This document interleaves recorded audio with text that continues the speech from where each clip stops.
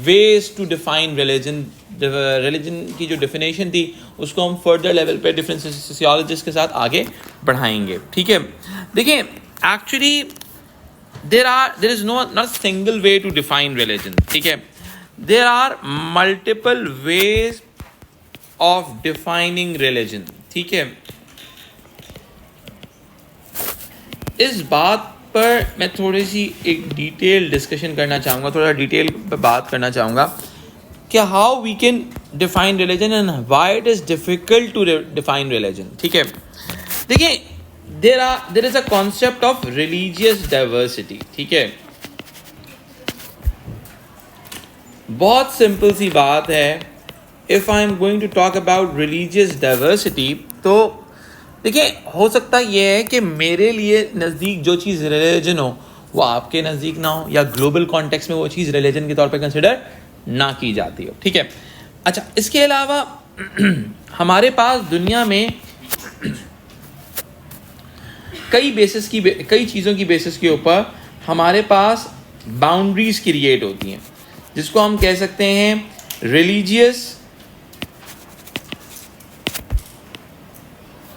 और non religious boundaries. अब मैं आपको एक चीज़ समझाता हूँ, कुछ चीज़ों को रिलीजन में काउंट किया जाता है और कुछ चीज़ों को रिलीजन में काउंट नहीं किया जाता, ठीक है। लाइक एग्जाम्पल ले लेते हैं, पॉलिटिकल आइडियाज़ हो गए, it could be considered as religious और नॉन रिलीजियस, ठीक है। Now there are some issues, we will discuss it later on, issues involved in defining religion, because religion again मैंने आपसे डिस्कस किया था काफ़ी हद तक एक सब्जेक्टिव कंटेंट है, कॉन्टेक्स्ट है। तो इस वजह से क्या होता है कि रिलीजन को जो है काउंट करना, एक्सप्लेन करना काफ़ी हद तक डिफ़िकल्ट कंसिडर किया जाता है, ठीक है। यानी कि देयर आर डिफरेंट वेज और quite difficult ways to define religion, ठीक है। अच्छा, इसके अलावा एक और चीज़ होती है डिफ़िकल्टीज, बिकॉज रिलीजन अगेन एक सब्जेक्टिव मैटर है, इन मेजरिंग रिलीजियस बिलीव्स, कि रिलीजियस बिलीव्स को मेजर करना भी एक मुश्किल काम कंसिडर किया जाता है, ठीक है। अब ऑटोमेटिकली इसके अलावा there are different types of religious organisation,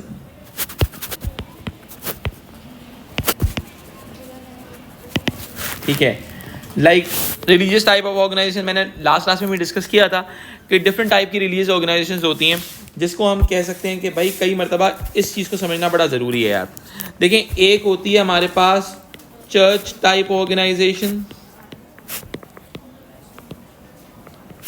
like इस्लाम हो गया, क्रिश्चियनिटी हो गया। अब उस चर्च टाइप में से एक्सट्रैक्ट आउट होता है बेटा डिनोमिनेशन।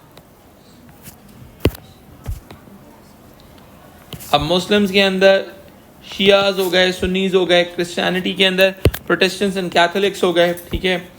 फिर उसमें से कुछ रिलीजियस लीडर्स अपनी प्रैक्टिसेस को एक्सट्रैक्ट आउट करते हैं, सही है, कुछ अनएक्सप्लेन चीज़ों को एक्सप्लेन करते हैं, तो उससे सेक्ट निकलते हैं। क्या निकलते हैं बेटा? सेक्ट्स। और उसके बाद उसमें से निकलते हैं बेटा कल्ट्स। उसमें से क्या निकलते हैं बेटा? कल्ट्स। सेक्ट्स जो होते हैं वो रिलीजियस लीडर्स के नाम पे कंसिडर किए जाते हैं, ठीक है। और जो कल्ट्स होते हैं वो अपनी प्रैक्टिसेस के नाम पे जाने जाते हैं, ठीक है। अगर मैं आपको बहुत इजी एग्जांपल दूं आप लोगों के लिए, अगर मैं मुस्लिम कम्युनिटी की एग्जांपल दूं, शियाज एंड सुन्नीज एग्जिस्ट करते हैं। अब शियाज में से जो सेक्ट्स हैं वो कौन कौन से हैं? बोरा कम्युनिटी है, आखानी कम्युनिटी है। ये अपने अपने रिलीजियस लीडर्स की बेसिस के ऊपर अपनी अपनी प्रैक्टिसेस को फॉलो कर रहे होते हैं, अपनी अपनी एक्सप्लेनेशंस को फॉलो कर रहे होते हैं, ठीक है। अब दूसरी तरफ हमारे पास अगर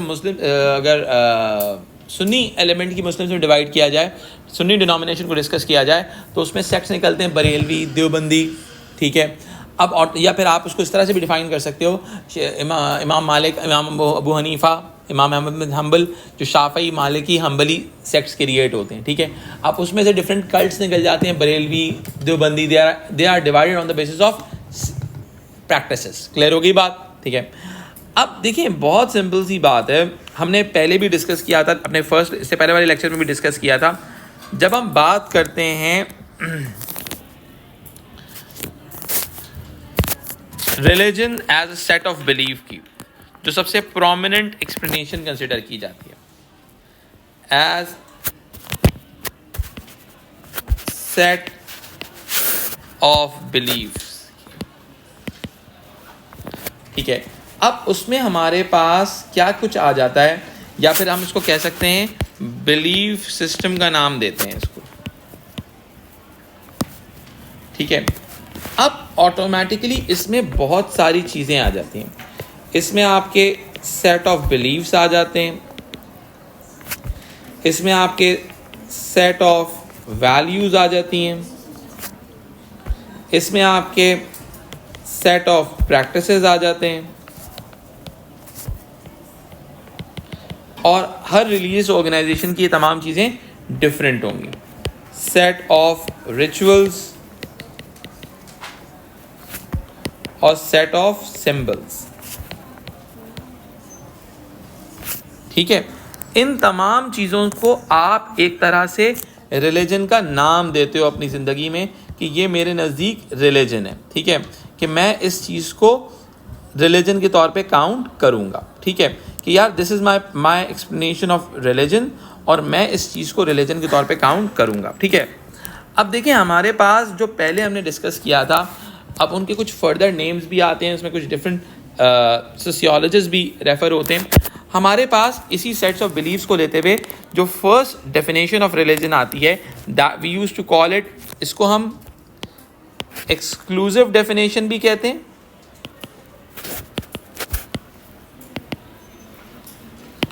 और कुछ बुक्स के अंदर इसको सब्सटेंटिव डेफिनेशन का भी नाम दिया गया है।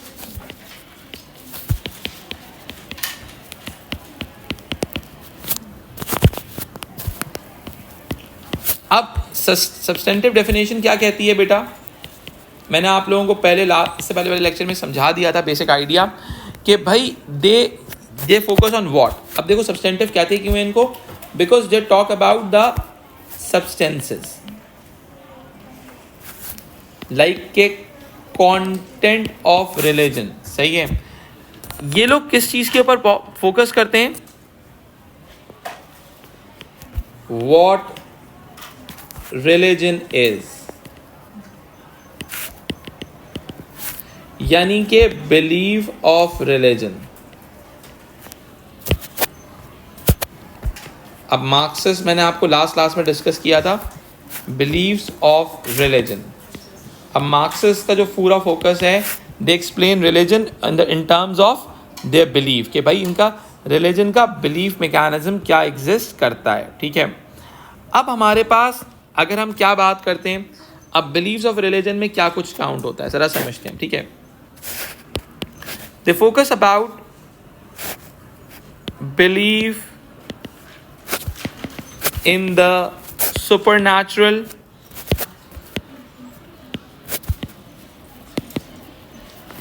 ठीक है। They talk about spiritual beliefs,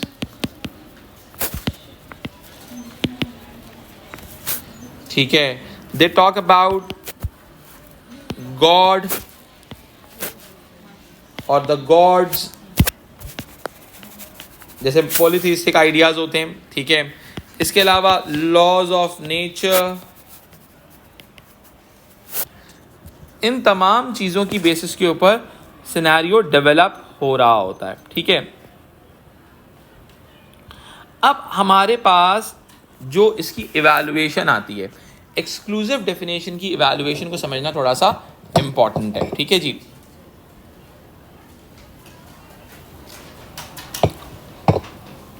दुनिया के बहुत सारे रिलीजन्स हैं भाई, जो कि पर्टिकुलर किसी एक चीज़ के बिलीफ की बात नहीं करते। लाइक बुद्धिज़्म है, बुद्धिज़्म कहता है आप बुद्धिज़्म पे तब भी यकीन बिलीवर करोगे जब अगर आप सुपर नेचुरल पे बिलीव नहीं रखते।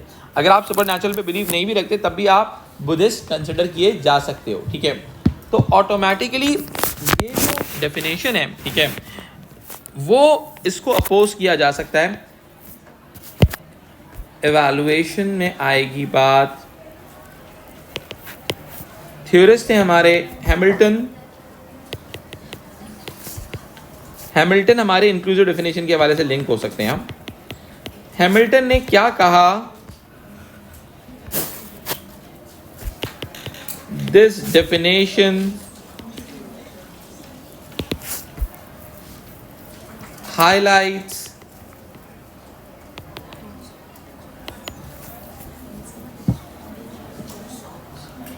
highlights problems of defining religion।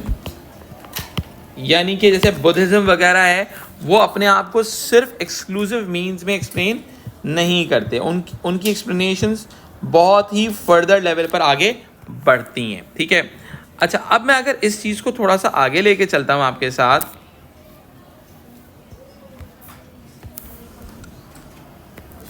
तो हमारे पास जो सेकंड डेफिनेशन ऑफ रिलीजन आती है, जिसको हमने इंक्लूसिव का भी नाम दिया था, या फिर इसको हम क्या कहते हैं, फंक्शनल डेफिनेशन ऑफ रिलीजन भी कहते हैं। Functional definition of religion. अब फंक्शनल रिलीजन डेफिनेशन की डेफिनेशन क्यों है, ठीक है। अब again they focus on what, they focus on the functions of religion. उनका फोकस फंक्शन ऑफ रिलीजन के ऊपर है। इसका मतलब है they focus more on what religion does, यानी कि फंक्शंस के आइडियाज के ऊपर बात कर रहे हैं, ठीक है। अब इसके अंदर हैमिल्टन भी आ जाते हैं,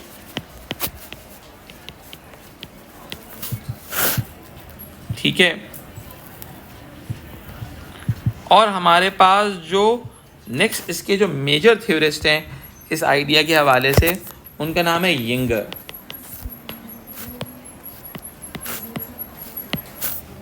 ठीक है। अब यिंगर के मुताबिक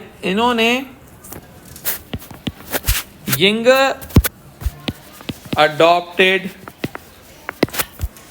अ फंक्शनल डेफिनेशन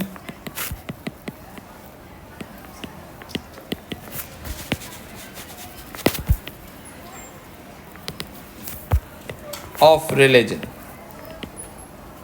ठीक है। अब क्या होता है, अब देखो इसको समझिएगा, ठीक है। इनके मुताबिक this is a system of believes, this is a system of believes and practices that is used by people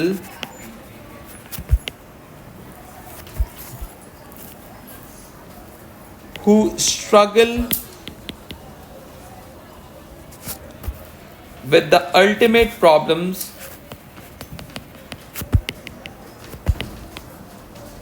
ultimate problems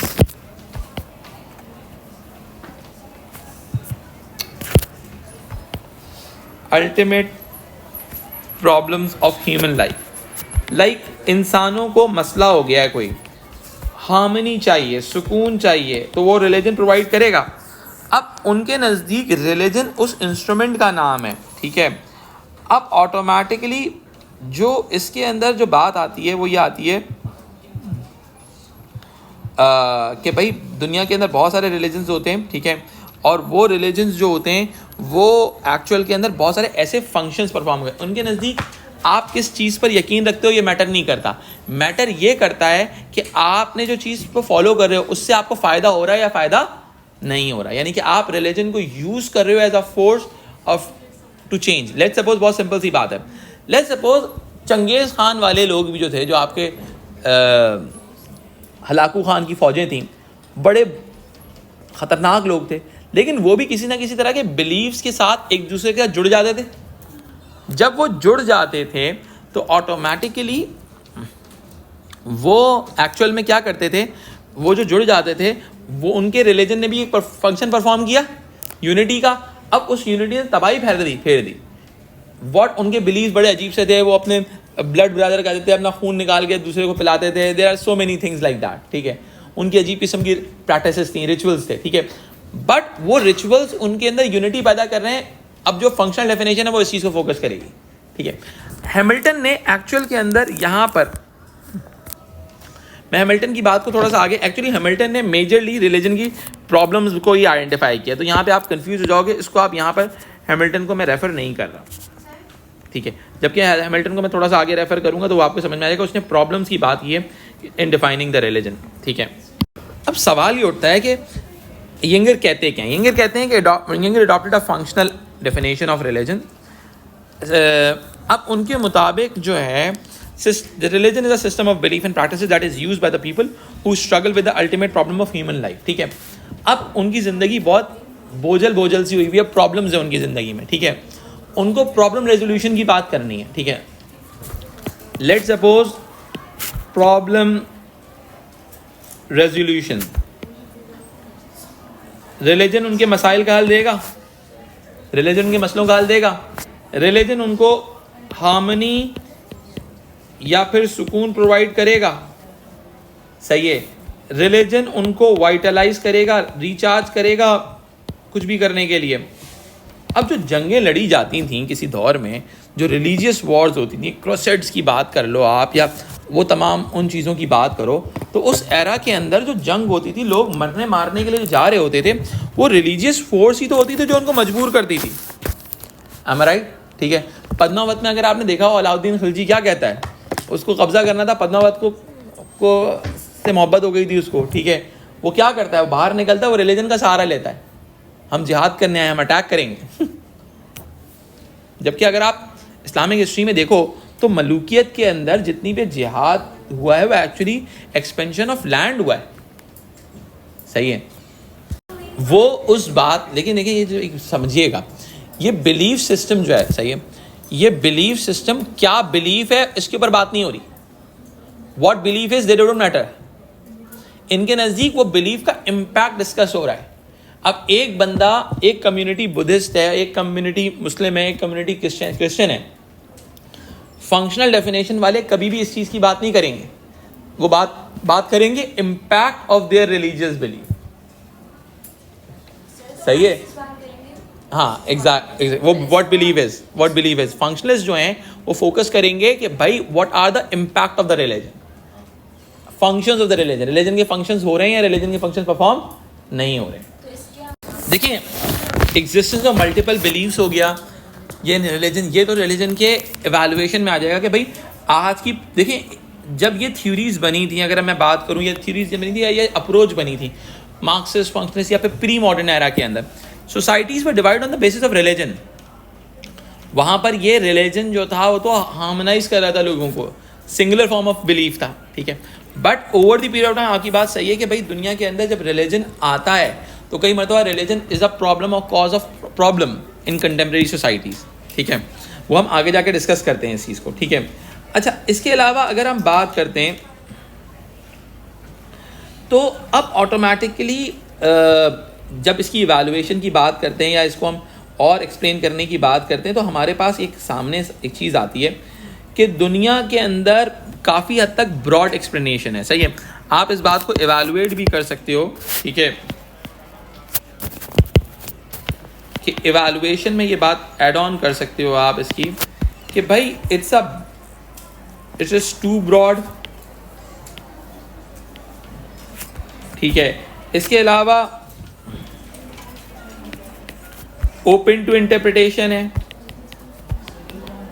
कि इसकी इंटरप्रिटेशन कंटिन्यूस चलती रहेगी कि आप बताते रहोगे कि भाई ये बिलीफ है, वो बिलीफ है, ये इस तरह से, यानी कि it is quite difficult to explain the functional explanation of religion, ठीक है। फिर हम आगे आ जाते हैं, इस चीज़ को थोड़ा सा और डिटेल में डिस्कस करते हैं एक और व्यू हमारे सामने आता है, ठीक है, दैट इज व्यू, इस व्यू को हम कहते हैं सोशल कंस्ट्रक्शनिस्ट व्यू।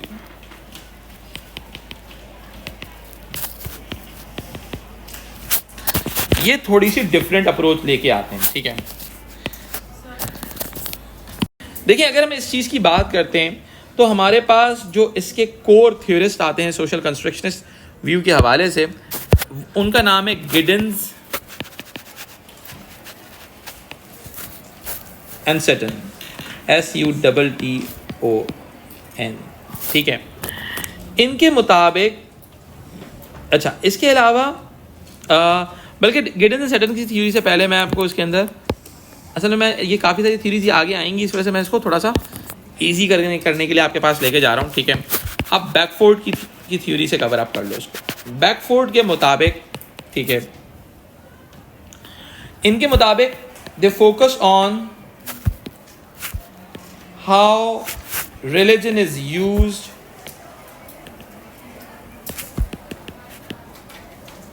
ठीक है, एंड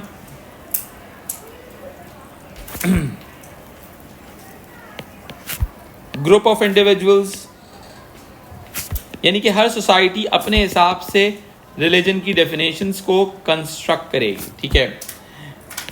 आपकी एजेंसीज ऑफ सोशलाइजेशन अपने हिसाब से रिलीजन को कंस्ट्रक्ट करेंगी, ठीक है, ठीक है। आपके इंडिविजुअल्स, यानी कि आपने रिलीजन को इंडिविजुअल इंटरप्रिटेशन के लिए छोड़ दिया, आपने रिलीजन को इंडिविजुअल इंटरप्रिटेशन के लिए छोड़ दिया है कि भाई आपकी मर्जी, आप जिस तरह से रिलीजन को एक्सप्लेन करोगे, we will accept your narrative, हम आपका नैरेटिव को एक्सेप्ट कर लेंगे, ठीक है। आज की दुनिया के अंदर बहुत सारी जो रिलीजियस एक्सप्लेनेशंस हैं वो आपकी सोशल कंस्ट्रक्शन इस व्यू के हिसाब से जा रही हैं, ठीक है। एक इंसान के नज़दीक it's more like an idea कि आज की दुनिया के अंदर एक इंसान जो होता है वो रिलीजन को डिफरेंट तरीके से एक्सप्लेन करता है, दूसरा इंसान जो होता है उस रिलीजन को डिफरेंट तरीके से एक्सप्लेन करना शुरू हो जाता है, ठीक है, ठीक है। अब ऑटोमेटिकली होता ये है कि हमारे पास जो दुनिया के अंदर आगे जो मैकेनिज्म जनरेट होते हैं, उन मैकेनिज्म्स के मुताबिक क्या होता है कि दुनिया में पोस्ट मॉडर्निज्म बढ़ता चला जा रहा है, ठीक है। उस पोस्ट मॉडर्निज्म के बढ़ने से होता ये है कि भाई आपकी सोसाइटी के अंदर जो लोगों के आइडियाज़ हैं, ठीक है, वो इंडिविजुअलिज्म की बेसिस के ऊपर काउंट होते हैं, रादर देन कि वो आइडियाज़ जो हों कलेक्टिव वे में अंडरस्टैंड किए जाएं, ठीक है।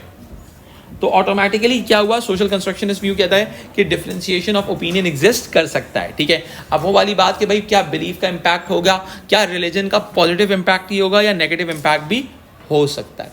So this is the core idea. Individuals and group of individuals, देखें इंडिविजुअलिज्म के अंदर ग्रुप ऑफ इंडिविजुअल्स भी आ जाते हैं। लेट्स सपोज 4 लोग मिल गए, एक नया कल्ट फॉर्मुलेट कर लिया। अब अगर आपने एक फिल्म देखनी है तो फिल्म देख लीजिएगा, एक सीरीज है, घर की बड़ी वाली स्क्रीन पे मत देखिएगा, घर वाले परेशान हो जाएंगे क्या देख रहे हैं बच्चे, ठीक है। उसका नाम है wild wild country. Wild wild country है, श्री राजनेश के नाम पे एक साहब थे, उन्होंने अमेरिका के अंदर एक अपनी नई स्टेट बनाने की कोशिश की थी। इंडियन थे, श्री राजनेश नाम था, ओशो के नाम से पहचाने जाते हैं, सही है। आश्रम का जो कॉन्सेप्ट है, अगर आपने आश्रम का कॉन्सेप्ट पढ़ना है तो आप वो भी पढ़ ली सकते हैं। सेक्रेड गेम्स देख लें, अगर आपने सेक्रेड गेम्स देखा हुआ है तो आपको समझ में आ जाएगा कि आश्रम का कॉन्सेप्ट क्या होता है, ठीक है। तो वो उन्होंने, अब क्या हुआ, this is more about their individualistic definition of religion, कि how they try to explain religion in their own context, ठीक है। तो अब यहाँ पर हमारा बेसिक आइडिया जनरेट होता है कि व्हाट रिलीजन इज